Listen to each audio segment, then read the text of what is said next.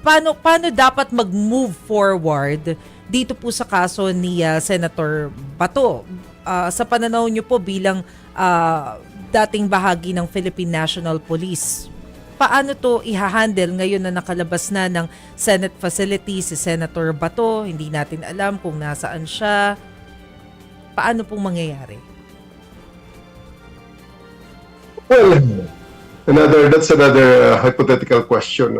Kasi tandaan lang naman natin, this is just service of a warrant of high-profile personality. So, ang pag-iisip ko na naman dyan, pag mataas ang posisyon, mas mataas ang standards.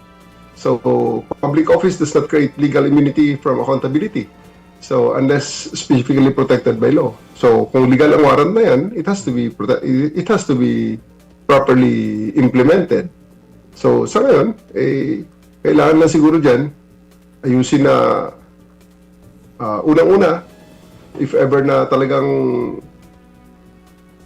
i-implement talaga, there must be the necessity of force kung gagamitin man, or necessity in the employment of personnel.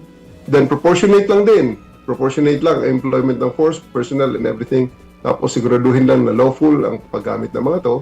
Tapos may accountability. Hindi yung may nangyari pag nagkatanungan, wala na maituro kung sino mga parties involved. So, hindi dahil kaya natin gumamit ng puwersa sa law enforcement side sa mag-i-implement ng warrant na yan, ibig sabihin ay dapat na kaagad itong gamitin.